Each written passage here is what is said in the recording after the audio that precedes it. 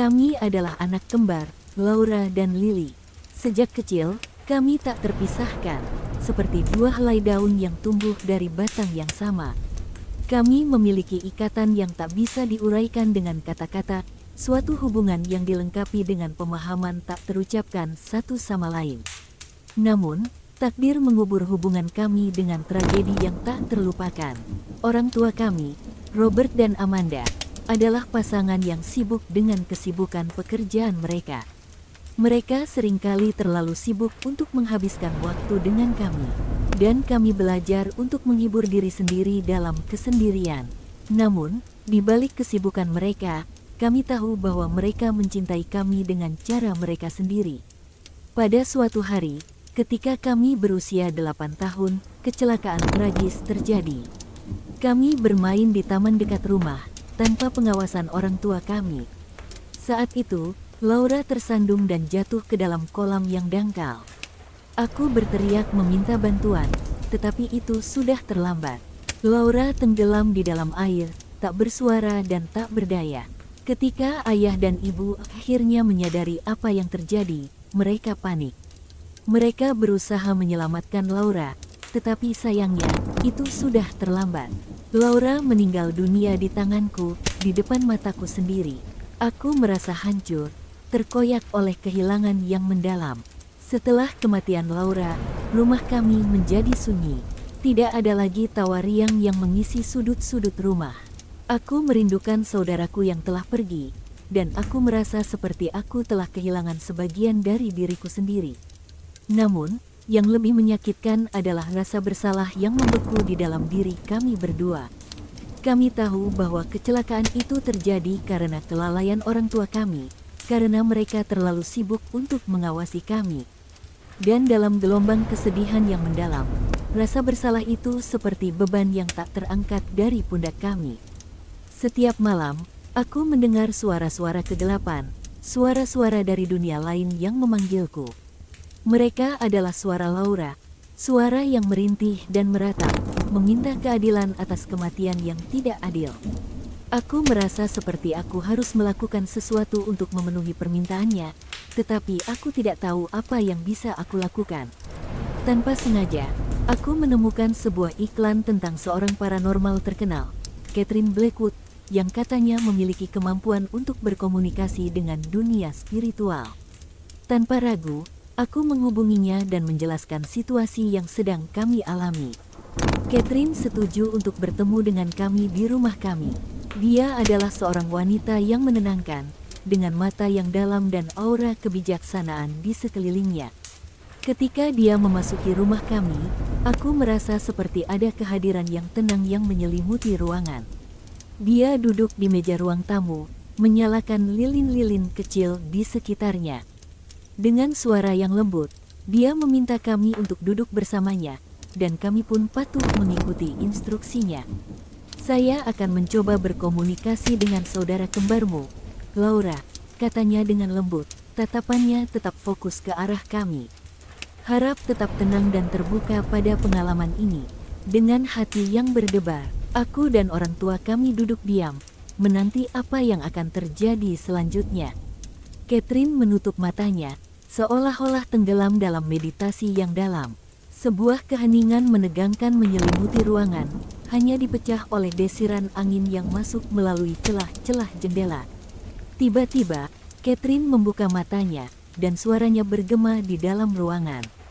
Laura, jika kau di sini, tolong berbicara dengan kami, pinta Catherine, suaranya penuh dengan ketulusan dan kelembutan. Aku menahan napas, menunggu dengan harapan yang tak terkatakan. Dan kemudian, suara yang akrab terdengar di dalam pikiranku, suara Laura yang lembut dan penuh kasih. Aku di sini, jawabnya, suaranya samar tapi jelas. Aku di sampingmu, Lily. Aku merasa seolah-olah sehelai gaun anggun menari di antara dunia nyata dan dunia spiritual. Aku bisa merasakan keberadaan Laura di sekelilingku, meskipun tubuhnya tak tampak di mata telanjang. Kami memaafkanmu, Ayah.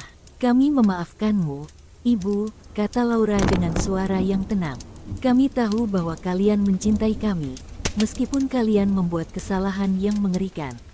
Aku merasa air mata menitik di pipiku saat aku mendengarkan kata-kata yang luar biasa itu.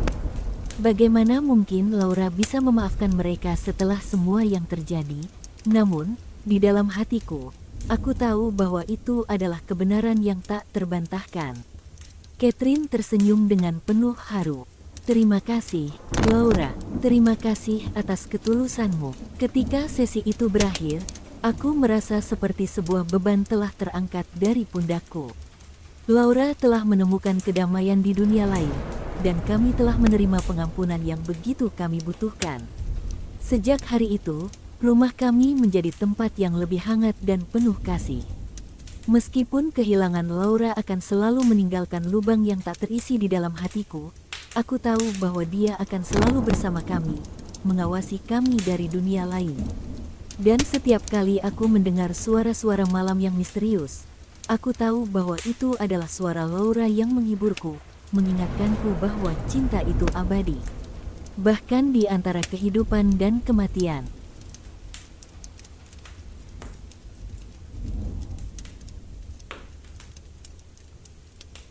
Sudah menjadi rahasia umum di kalangan teman-teman dan keluarga kami bahwa aku dan saudara kembarku, David, tidak pernah terpisahkan.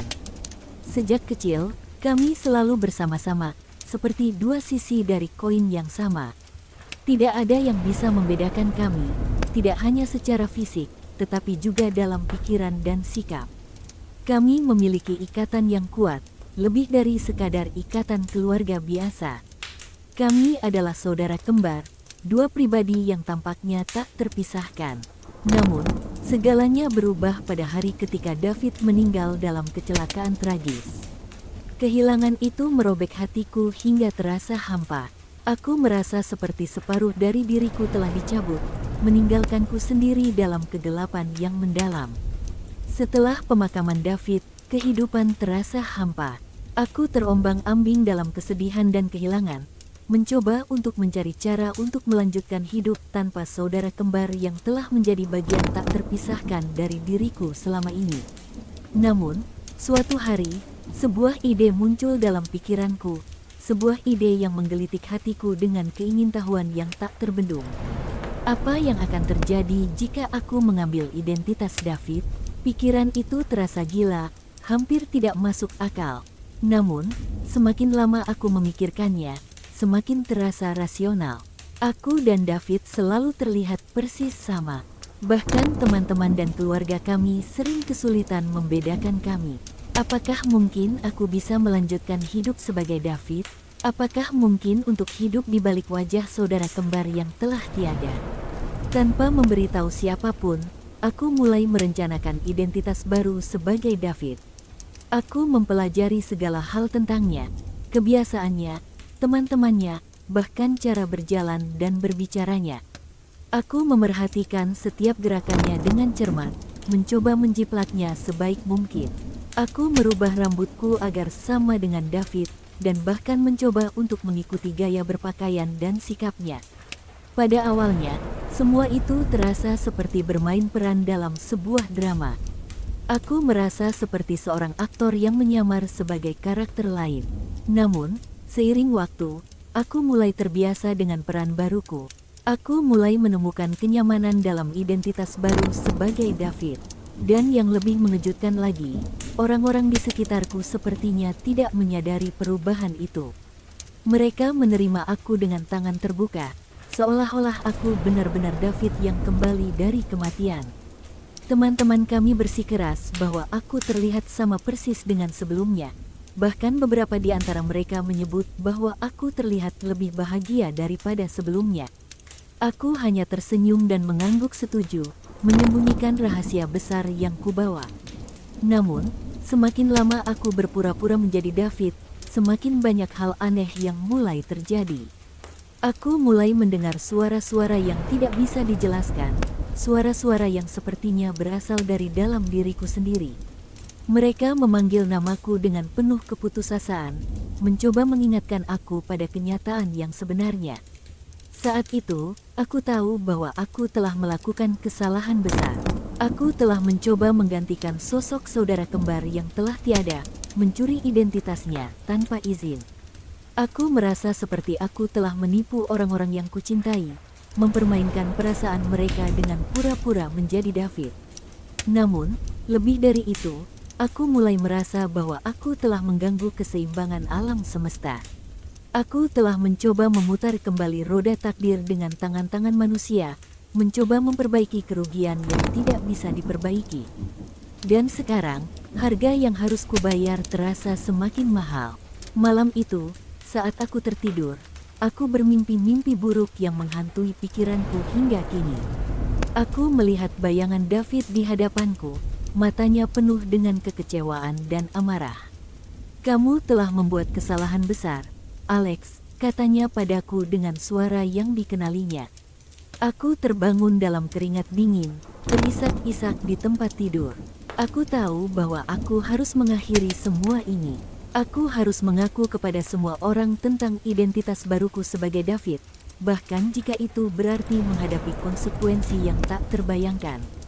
Namun, ketika aku mencoba untuk mengaku, semuanya menjadi semakin rumit. Orang-orang di sekitarku mulai menunjukkan tanda-tanda kebingungan yang nyata. Mereka bersikeras bahwa aku selalu David, bahwa tidak ada yang berubah. Aku hampir tidak bisa percaya pada apa yang aku dengar. Apakah mereka benar-benar tidak menyadari perubahan yang aku lakukan? Saat itu, aku menyadari bahwa aku telah terperangkap dalam permainan yang lebih besar dari yang pernah kubayangkan. Identitasku sebagai Alex terasa semakin kabur, seolah-olah aku benar-benar telah menyatu dengan David. Aku merasa seolah-olah aku kehilangan diriku sendiri, tenggelam dalam kegelapan yang tak terbendung. Aku mencoba mencari jawaban atas segala pertanyaan yang menghantuiku. Aku mengunjungi tempat-tempat yang pernah kami kunjungi bersama, berharap bahwa itu bisa membantu mengembalikan kenangan yang hilang. Namun, semakin banyak aku mencari, semakin jauh aku merasa terlempar dari kebenaran. Ketika malam berganti menjadi hari, aku terus berusaha untuk memahami misteri yang mengelilingiku. Aku mencoba untuk berbicara dengan David, berharap bahwa aku bisa menemukan jawaban di dalam dirinya sendiri.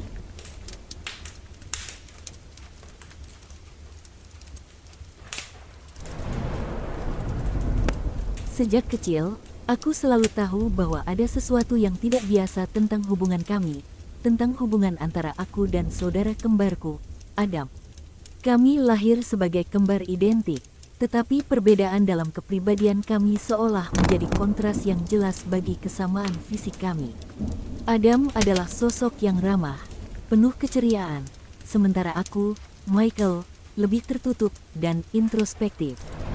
Namun, segalanya berubah pada hari yang mengerikan itu, saat Adam meninggal dalam kecelakaan mobil yang tragis. Kehilangan itu meluluh lantakkan hatiku, merobek-robeknya menjadi potongan-potongan yang tidak teratur. Aku merasa seolah-olah sebagian dari diriku telah direnggut bersama dengan kepergiannya, meninggalkanku terpaku dalam kesedihan yang mendalam. Saat aku berdiri di pemakaman Adam, melihat peti matinya diturunkan ke dalam tanah, aku merasa seperti dunia ini runtuh di atasku. Aku merindukan saudara kembar yang telah menjadi bagian tak terpisahkan dari hidupku sejak lahir. Namun, saat aku menatap ke dalam liang kuburnya, aku merasa sesuatu yang aneh, sebuah getaran yang tidak bisa kudeskripsikan. Setelah pemakaman Adam, aku merasa seperti sesuatu yang hilang dalam diriku. Kesepian merayap masuk dan mengisi ruang yang ditinggalkannya. Aku mencoba untuk melanjutkan hidupku, tetapi bayang-bayang Adam selalu menghantui pikiranku, mengingatkanku pada kehilangan yang tak tergantikan. Sampai suatu malam, ketika aku sedang duduk sendirian di kamar, sesuatu yang aneh terjadi. Aku merasa seperti ada yang mengawasi aku, seperti ada yang memperhatikanku dari balik bayangan.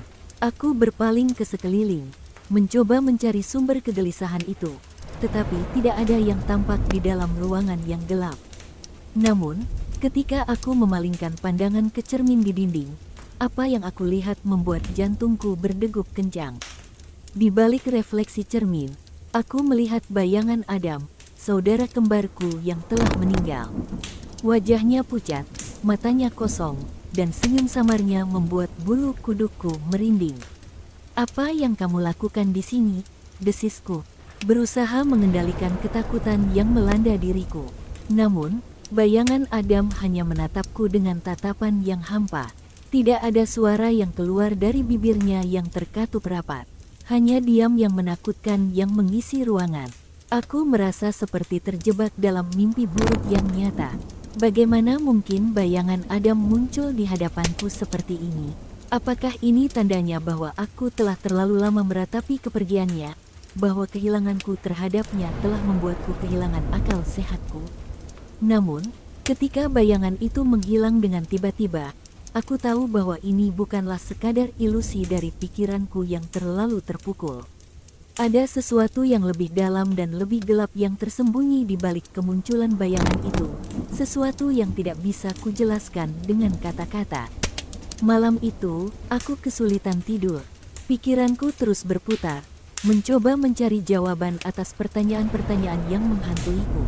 Apa yang sebenarnya terjadi? Mengapa aku melihat bayangan Adam di cermin? Dan yang paling penting, apa yang dia inginkan dariku?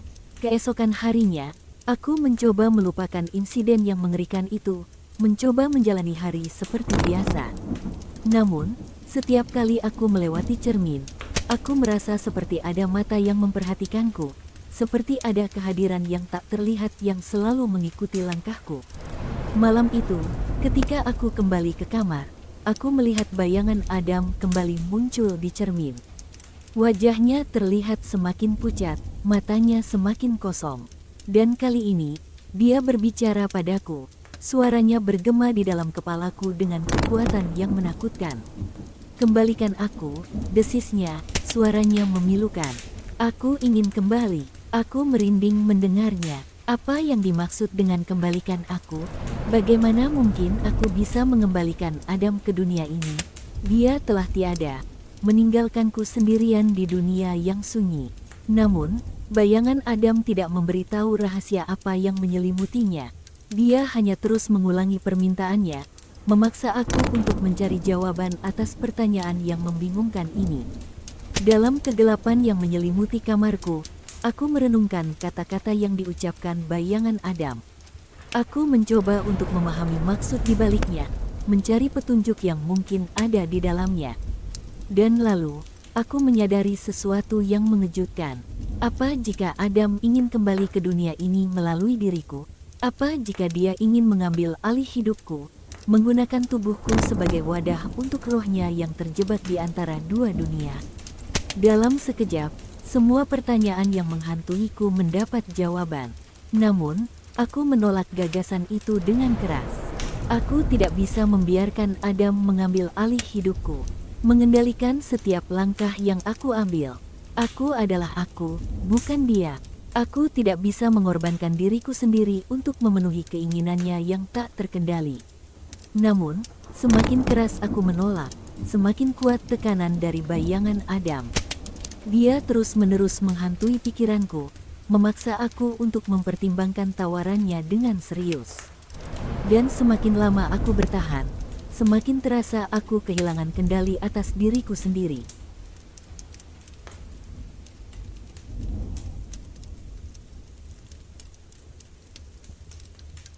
Aku, David, dan saudara kembar identikku, Daniel, selalu menjadi satu kesatuan sejak lahir. Kehidupan kami di kota kecil yang tenang selalu diwarnai oleh kebersamaan kami.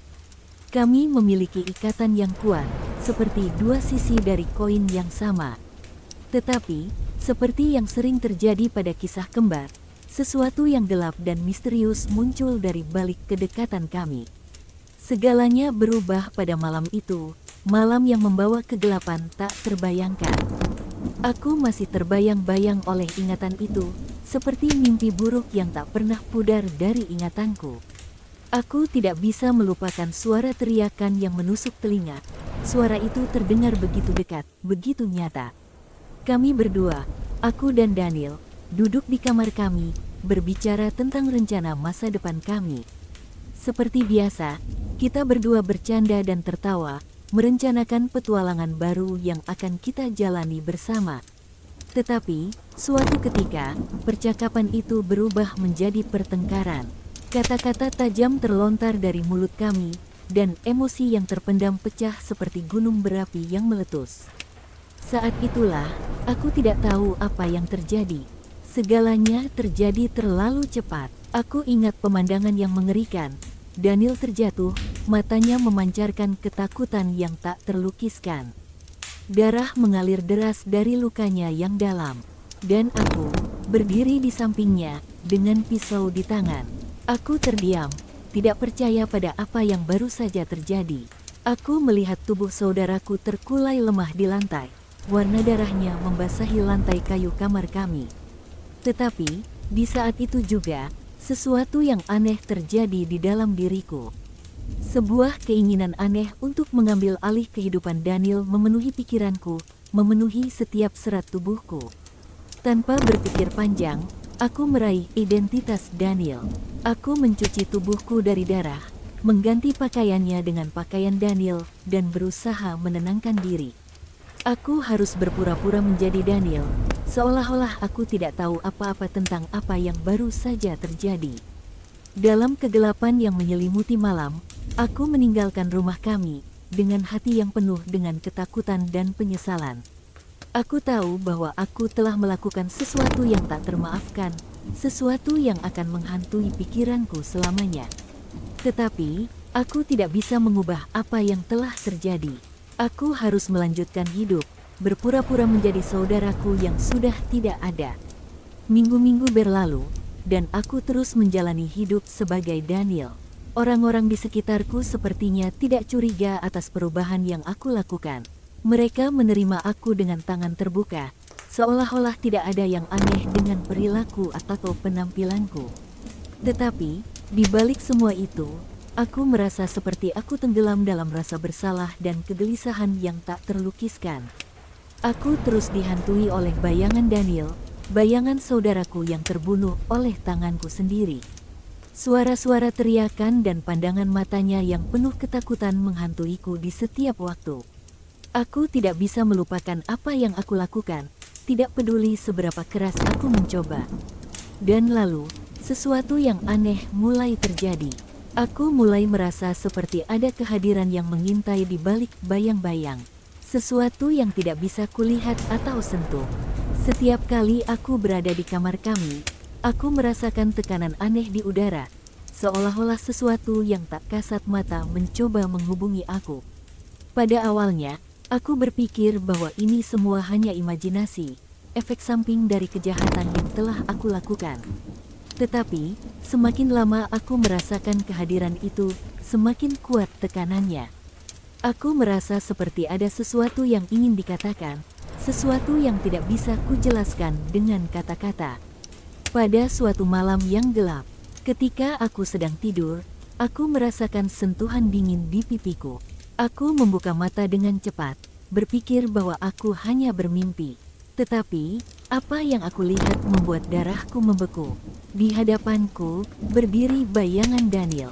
Matanya terlihat kosong, tetapi ada kehadiran yang mengguncang jiwa di dalamnya. Aku merasa seperti terhipnotis oleh tatapannya yang menakutkan, seolah-olah aku terperangkap dalam pesona yang tidak bisa kulepaskan. "Kembalikan aku," bisiknya, suaranya bergema di dalam ruangan yang sunyi. "Kembalikan hidupku yang telah kau ambil." Aku terdiam, terlalu terkejut untuk bisa berkata-kata. Bagaimana mungkin bayangan Daniel muncul di hadapanku seperti ini? Apa yang dia inginkan dariku? Apakah dia datang untuk membalas dendam atas kematian tragisnya? Namun, bayangan Daniel hanya terus mengulangi permintaannya dengan suara yang semakin memilukan. Aku merasa seolah-olah aku terjebak dalam mimpi buruk yang nyata, tidak bisa membedakan antara kenyataan dan ilusi. Setelah bayangan itu menghilang dengan tiba-tiba, aku terduduk di tempat tidur, gemetar oleh ketakutan yang tak terlukiskan.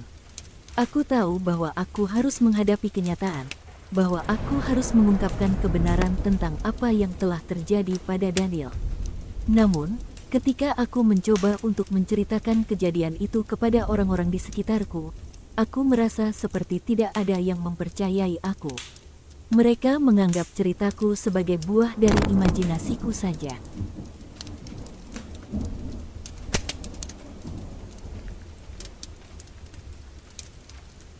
Saat matahari tenggelam di balik perbukitan, dan bayangan-bayangan memanjang di sepanjang jalan setapak yang meliuk, aku memasuki rumah tua itu dengan hati yang berdebar. Aroma kayu lapuk dan keheningan malam menyambut kedatanganku. Rumah itu terlihat seolah-olah telah menunggu dengan sabar selama bertahun-tahun, menahan rahasia yang tersembunyi di dalam dindingnya yang retak. Aku adalah seorang penulis muda yang selalu mencari inspirasi, dan ketika aku mendengar tentang legenda tentang rumah tua ini, aku tahu bahwa itu adalah subjek yang sempurna untuk cerita baru saya. Namun, aku tidak pernah membayangkan betapa mendalam dan mengerikan kisah yang akan saya temui di dalamnya.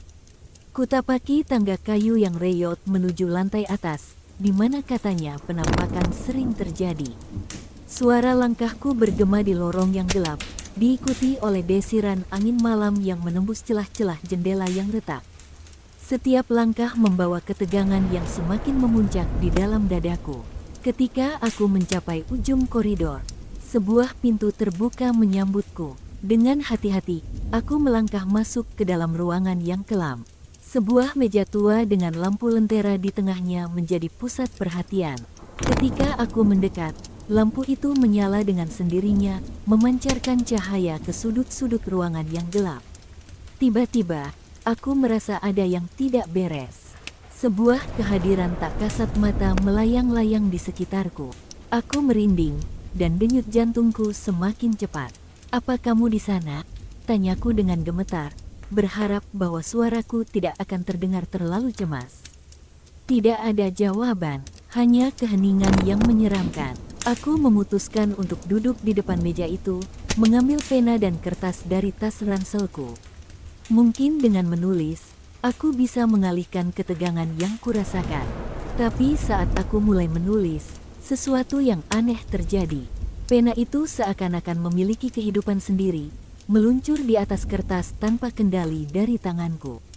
Kata-kata mulai terbentuk dengan cepat, membentuk kalimat-kalimat yang aku tidak sadari bahwa aku pikirkan. "Siapa kamu?" tanyaku dengan suara bergetar. "Tolong," suara itu terdengar samar, hampir seperti bisikan angin malam yang menembus jendela. "Tolonglah kami." Aku melihat-lihat sekeliling, mencari asal suara itu. Namun, ruangan tetap sunyi, kecuali suara pena yang masih bergerak dengan sendirinya di atas kertas. Tanpa peringatan, lampu-lampu lentera padam dengan tiba-tiba. Ruangan itu tenggelam dalam kegelapan total. Aku bisa mendengar napas berdesir di telingaku, meskipun aku sendiri sudah menahan napasku. Tiba-tiba, cahaya redup muncul di pojok ruangan. Aku menoleh, dan aku hampir tidak percaya pada apa yang aku lihat. Di sana, berdiri dua sosok. Sosok yang sama persis. Mereka tampak identik, seperti cermin yang hidup. Mata mereka kosong, tidak ada cahaya yang memancar dari dalamnya. "Kami kembar," kata salah satu dari mereka. Suaranya melengking dan menggetarkan jiwa. "Kami tidak bisa pergi. Kami terjebak di sini." Aku merasa napasku terpotong. Aku tidak tahu apa yang harus kukatakan atau lakukan. Aku hanya duduk di tempatku, menatap mereka dengan mata yang membelalak. "Mengapa kamu terjebak di sini?" tanyaku dengan suara parau. "Kami dibunuh di sini," kata yang satunya lagi, suaranya serak dan penuh dengan kedukaan. "Kami tidak bisa pergi sampai pembunuh kami membayar untuk dosanya." Aku merinding. "Siapa pembunuh kalian?" Mereka berdua menatapku dengan mata yang kosong. "Kamu tidak akan percaya jika kami memberitahumu," kata salah satunya. Tiba-tiba, ruangan itu terasa semakin gelap. Aku bisa merasakan tekanan yang mencekik, seolah-olah sesuatu yang tidak terlihat mencoba untuk menenggelamkan aku ke dalam kegelapan. Aku melarikan diri, berlari keluar dari ruangan itu secepat kilat. Tangga-tangga kayu berderit di bawah langkah-langkahku yang terburu-buru, dan ketika aku mencapai pintu depan, aku melompat keluar ke udara malam yang dingin. Aku berlari jauh dari rumah tua itu, tak peduli kemana arahku. Ketika aku berhenti untuk bernapas, aku menyadari bahwa aku tidak lagi bisa mendengar suara langkah mereka yang mengikuti. Aku sendiri di tengah kegelapan malam.